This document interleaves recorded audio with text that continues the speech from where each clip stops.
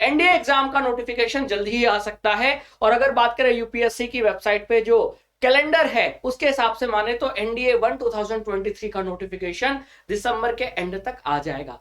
लेकिन नोटिफिकेशन जब भी आए, क्या हम एनडीए एग्जाम के लिए प्रिपेयर हैं? क्या हमारी प्रिपरेशन अप टू डेट है? तो इसके लिए जरूरी है कि हमको पता होना चाहिए अपनी प्रिपरेशन के बारे में। और प्रिपरेशन से पहले आता है स्ट्रैटेजी।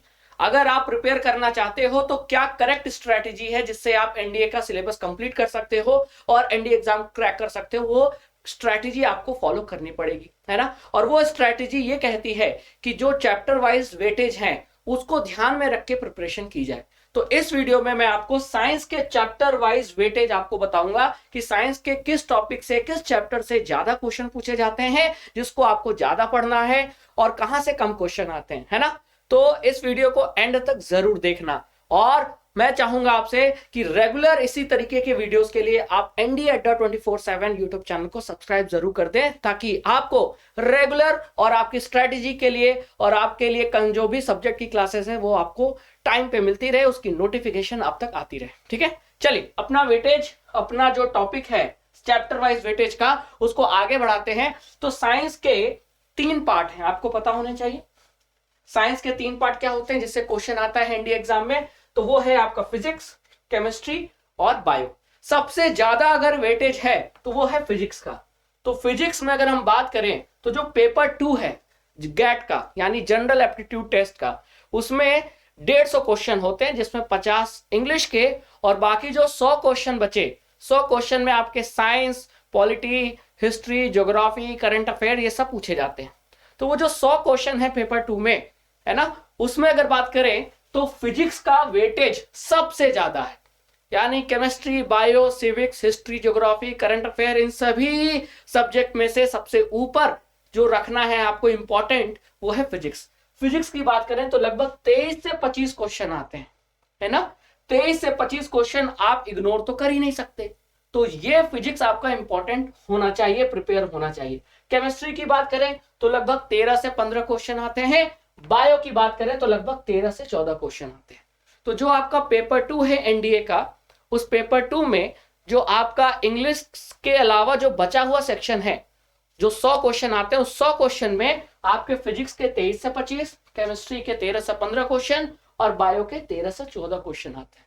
ठीक है, तो ये तो हो गया क्या सब्जेक्ट वाइज कि साइंस के तीनों सब्जेक्ट में वेटेज क्या है और कितने क्वेश्चन आते हैं। अब मैं फिजिक्स के जो चैप्टर है, केमिस्ट्री के चैप्टर हैं, बायो के चैप्टर हैं, उसको मैं बताता हूं कि उसमें से कितने क्वेश्चन आते हैं। तो सबसे पहले हम स्टार्ट करते हैं फिजिक्स। फिजिक्स में अगर हम बात करें लाइट, जिसे हम रे ऑप्टिक्स भी कहते हैं, तो लाइट से 4 से 5 क्वेश्चन बनेंगे। अगर टोटल 23 से 25 क्वेश्चन है तो इसमें से 3 से या कह लीजिए 4 से 5 क्वेश्चन आपके लाइट चैप्टर से बनेंगे। इसमें मिरर भी आता है, spherical mirror, image formation by spherical mirror, उस पे न्यूमेरिकल आता है, लेंस पे क्वेश्चन आता है। ठीक है, स्फेरिकल लेंसेज 2 टाइप के होते हैं, फिर उस पे पावर पे क्वेश्चन आता है, मैग्निफिकेशन पे क्वेश्चन आता है। ठीक है, तो यहां सब आपके क्वेश्चन बनते हैं। फिर इसमें आपके आई के स्ट्रक्चर के ऊपर क्वेश्चन बन जाता है। फिर आई जो डिफेक्ट्स होती हैं, मायोपिया, हाइपरमेट्रोपिया, वो सारे क्वेश्चन बन जाते हैं। तो कुल मिला के देखें तो लाइट चैप्टर यानी रे ऑप्टिक्स से 4 से 5 क्वेश्चन बनते हैं। फिर बात करें इलेक्ट्रिसिटी। इलेक्ट्रिसिटी में भी 2 पार्ट है, एक होता है स्टैटिक इलेक्ट्रिसिटी का और एक करंट इलेक्ट्रिसिटी का। तो अगर मैं दोनों को कंबाइन करके देखूं तो लगभग 4 से 5 क्वेश्चन बन जाते हैं। इसी में आपका पावर भी आ जाएगा, इसी में रेजिस्टेंस भी आ जाएगा। सारे छोटे छोटे, कई सारे छोटे छोटे टॉपिक को मिलाकर एक ये बड़ा चैप्टर बना है इलेक्ट्रिसिटी, जिससे 4 से 5 क्वेश्चन बन जाते हैं। ठीक है, फिर आपका आता है magnetic effect of electric current, इस पे 1 से 2 क्वेश्चन बन जाता है। ठीक है, फिर बात करें मैकेनिक्स की। मैकेनिक्स की मतलब जहां मोशन के साथ साथ फोर्स इन्वॉल्व है, तो यहां से लगभग 6 से 7 क्वेश्चन बन जाते हैं। क्लियर, यहाँ न्यूटन लॉ आ जाता है, यहाँ मोशन, वेलोसिटी, एक्सेलरेशन की बात आ जाती है, distance time graph, velocity time graph, इन सब पे क्वेश्चन बन जाता है। ठीक है, आगे चलें। फिर आता है वेव एंड साउंड, जिसे हम वेव ऑप्टिक्स भी कह सकते हैं, साउंड कह सकते हैं। तो ये भी बहुत इंपॉर्टेंट टॉपिक है, क्योंकि यहां से फ्रीक्वेंसी, एम्पलीट्यूड, वेवलेंथ, है ना, इन सभी से क्वेश्चन आ जाता है। टाइम पीरियड, ऑस्किलेशन, तो यहां से 2 से 3 क्वेश्चन आ सकते हैं। ठीक है, फिर बात करें हीट एंड थर्मोडायनेमिक्स, जिसमें change of state, heat transfer के मेथड, है ना, लेटेंट हीट, और ये सब सारे जो टॉपिक हैं वो इसी के अंडर आते हैं और इससे लगभग 2 से 3 क्वेश्चन बन जाते हैं। फिर बात करें सिंपल पेंडुलम, हर साल एनडीए में एक नहीं तो 2 क्वेश्चन आपको सिंपल पेंडुलम से मिलेगा ही मिलेगा। सिंपल पेंडुलम का जो टाइम पीरियड का फॉर्मूला है उसी पे बेस्ड एक क्वेश्चन आता ही आता है, तो ये टॉपिक आप छोड़ नहीं सकते, ठीक है। फिर अगर बात करें ग्रेविटेशन की, तो ग्रेविटेशन टॉपिक से लगभग 1 से 2 क्वेश्चन आता ही आता है कि जो एक्सेलरेशन ड्यू टू ग्रेविटी है वो कैसे चेंज होती है, वेरी करती है, अगर हम अर्थ के ऊपर जाएं, अर्थ के नीचे जाएं, या अगर हम पोल से इक्वेटर जाएं, इक्वेटर से पोल जाएं, ठीक है। और वेट आपका कैसे बदलता है, तो ये सारा कुछ आपका मास, वेट और ग्रेविटेशन लगभग 1 से 2 क्वेश्चन आते ही आते हैं। काइनेमेटिक्स की बात की जाए, यहां सिर्फ मोशन की बात हो रही है, ठीक है, तो यहां से 2 से 3 क्वेश्चन आ जाता है। जब हम किसी फ्री फॉल, यहां सबसे ज्यादा क्वेश्चन फ्री फॉल से बनता है कि किसी ऑब्जेक्ट को हमने ऊपर से फ्री फॉल करा दिया तो वो कितने टाइम में नीचे पहुंचेगी, वो मैक्सिमम, किसी बॉल को ऊपर थ्रो कर दिया तो वो मैक्सिमम हाइट तक पहुंचेगा, तो यहाँ इक्वेशन ऑफ मोशन जो वाले क्वेश्चन होते हैं वो यहाँ पूछे जाते हैं, ठीक है। तो ये रहा आपके फिजिक्स का chapter wise, topic wise weightage, है ना। चलिए, फिजिक्स की बात तो हमने कर लिया, अब बात कर लेते हैं केमिस्ट्री की। तो केमिस्ट्री में जो 13 से 15 क्वेश्चन आते हैं उसमें से 1 से 2 क्वेश्चन तो फिजिकल और केमिकल चेंज पे बनते हैं कि which of the following is not a physical chain, not a chemical chain, which of the following is a chemical chain, तो ऐसे क्वेश्चन आते हैं, ठीक है। फिर 1 से 2 क्वेश्चन एलिमेंट, कंपाउंड और मिक्सचर पे पूछा जाता है ना। मिक्सचर में फिर 2 टाइप के मिक्सचर, होमोजेनस, हेट्रोजेनस, तो इस पे क्वेश्चन आ जाता है। कोलाइडल सस्पेंशन क्या होते हैं, उनकी प्रॉपर्टीज क्या होती है, मिक्सचर की प्रॉपर्टीज क्या होती है, तो यहां से क्वेश्चन बन जाता है। फिर लॉ ऑफ केमिकल कॉम्बिनेशन से 1 से 2 क्वेश्चन बन जाते हैं। इस लॉ ऑफ केमिकल कॉम्बिनेशन में 2 लॉ हैं, उसी पे ये क्वेश्चन पूछे जाते हैं, ठीक है। तो फिर ये तो 3 टॉपिक चैप्टर हो ही गए। फिर बात करें एटॉमिक स्ट्रक्चर की, तो एटॉमिक स्ट्रक्चर में आपका रदरफोर्ड का मॉडल, है ना, डाल्टन की एटॉमिक थ्योरी, क्लियर, और आपका नील बोर का एटॉमिक मॉडल, तो ये सब सारे क्वेश्चन पूछे ही जाते हैं, ठीक है। तो उसमें electron, proton, neutron, atomic structure, atomic mass, atomic number क्या होते हैं, आइसोटोप, आइसोबार, आइसोटोन, ठीक है, इस सब पे क्वेश्चन आ जाता है 2 से 3 क्वेश्चन। फिर आपका acid base, salt indicator, salt के एग्जांपल, एसिड बेस के केमिकल प्रॉपर्टीज, फिजिकल प्रॉपर्टीज पे क्वेश्चन आ जाता है लगभग 2 से 3 क्वेश्चन, ठीक है। फिर अगर बात करें मेटल्स एंड नॉन मेटल्स, इनकी फिजिकल प्रॉपर्टी, केमिकल प्रॉपर्टी से लगभग 2 से 3 क्वेश्चन यहाँ आ जाता है।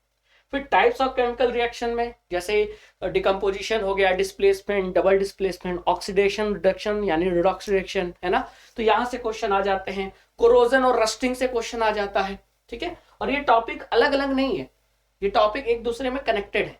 जब आप मेटल एंड नॉन मेटल पढ़ोगे तो वहां कोई ना कोई केमिकल रिएक्शन आप पढ़ोगे, है ना। जैसे आयरन की रस्टिंग होती है तो है तो मेटल का टॉपिक, लेकिन वहां केमिकल रिएक्शन भी हो रहा है, ठीक है, तो ये इंटर रिलेटेड टॉपिक है। और फिर अगर बात करें तो सम इंपॉर्टेंट केमिकल कंपाउंड जैसे प्लास्टर ऑफ पेरिस, जैसे कि जिप्सम, जैसे कि baking soda, washing soda, bleaching powder, है ना। फिर आपके ऐसे बहुत सारे केमिकल कंपाउंड जो हैं, ग्रीन विट्रियोल किसे कहते हैं, ब्लू विट्रियोल किसे कहते हैं, वाटर ऑफ क्रिस्टलाइजेशन किसके पास होता है, नहीं होता है, ऐसे क्वेश्चन ये 2 से 3 क्वेश्चन यहाँ बन जाते हैं, ठीक है। तो ये तो रहा केमिस्ट्री का टॉपिक या चैप्टर वाइज वेटेज। अब बात करें बायो की, तो जो बायो के 13 से 14 क्वेश्चन हैं एनडीए में, उसमें से सेल से लगभग 2 से 3 क्वेश्चन आ जाता है। सेल का स्ट्रक्चर, डिस्कवरी, सेल के जितने भी सेल ऑर्गेनेल्स होते हैं उनका फंक्शन, उस पे क्वेश्चन आ जाता है। Ribosome, mitochondria, food vacuole, nucleus, cell membrane, cell wall, है ना, प्लाज्मोलाइसिस, वो सारे टॉपिक कवर हो जाते हैं। फिर फूड पे क्वेश्चन आ जाता है, फूड में कार्बोहाइड्रेट, फैट, प्रोटीन, इन पे क्वेश्चन बन जाता है। फिर ह्यूमन बॉडी सिस्टम में digestive system, excretory system, circulatory system, वो सारे सिस्टम ह्यूमन के जितने भी बॉडी सिस्टम हैं उन पे क्वेश्चन आ जाता है लगभग 5 से 7 क्वेश्चन। फिर प्लांट और ह्यूमन रिप्रोडक्शन से लगभग 3 से 4 क्वेश्चन आते ही आते हैं। लगभग 1-2 क्वेश्चन यहां से मिलेगा, 1-2 क्वेश्चन आपको यहां से मिलेगा, कंफर्म है ना। तो ये आपका वेटेज लगभग 3 से 4 क्वेश्चन का है। फिर अगर हम आगे बात करें तो डायवर्सिटी इन लिविंग वर्ल्ड, तो जो डायवर्सिटी से है लगभग 1-2 क्वेश्चन बनेंगे, ठीक है। फिर अगर डिजीज की बात करें तो डिजीज के पीछे कॉजेटिव एजेंट क्या है, वायरस है कि बैक्टीरिया है कि फंगस है, और उसको ट्रीट करने के लिए हम क्या क्या यूज करते हैं, तो यहाँ आपका एंटीबायोटिक्स, एंटीबॉडीज, है ना, ये सारे वर्ड यहाँ यूज होते हैं और इन्हीं से क्वेश्चन बनता है। क्लियर? और फिर आपका यहाँ वेक्टर से भी क्वेश्चन बन जाता है, तो लगभग 1 से 2 क्वेश्चन यहाँ से आते हैं। फिर अगर विटामिन की बात करें तो विटामिन से एक क्वेश्चन बन जाता है। इन्वायरमेंट एंड पोल्यूशन से बात करें तो 1 से 2 क्वेश्चन यहां से बन जाता है ना। तो ये रहा आपका बायो का वेटेज। तो आई होप कि अब आपको इस चैप्टर वाइज वेटेज से काफी क्लियरिटी मिली होगी कि हमको फिजिक्स, केमिस्ट्री, बायो में कहां से ज्यादा पढ़ना है, कहां से चैप्टर कम पढ़ना है और किस चीज की क्वेश्चन की प्रैक्टिस ज्यादा होनी चाहिए, है ना। तो आई होप कि इससे आपको जो क्लियरिटी मिली होगी, आप इस क्लियरिटी का यूज करके ज्यादा बेटर स्ट्रेटजी बना सकते हो और अपने एनडीए की प्रिपरेशन हमारे साथ कर सकते हो। तो आप सभी को एनडीए एग्जाम के लिए ऑल द बेस्ट। तो हम चाहेंगे कि आप एनडीए 1 2023 एनडीए का रिटन एग्जाम क्लियर करके आप एसएसबी में जाएं, एसएसबी को क्लियर करें, मेरिट में आए और इंडियन आर्म फोर्सेस को ज्वाइन करने के लिए आप एनडीए एकेडमी में एडमिशन ले, है ना। तो इसी के साथ आप सभी को बेस्ट ऑफ लक। आपको पढ़ाने, आपकी एनडीए की प्रिपरेशन कराने हम हमेशा एनडीए अड्डा 24/7 यूट्यूब चैनल पर आते रहेंगे, चाहे वो लाइव क्लास हो, चाहे वो रिकॉर्डेड लेक्चर हो, हम आपको कंप्लीट प्रिपरेशन प्रोवाइड करेंगे। तो बने रहिए एनडीए अड्डा 24/7 यूट्यूब चैनल पे। Thank you so much. जय हिंद।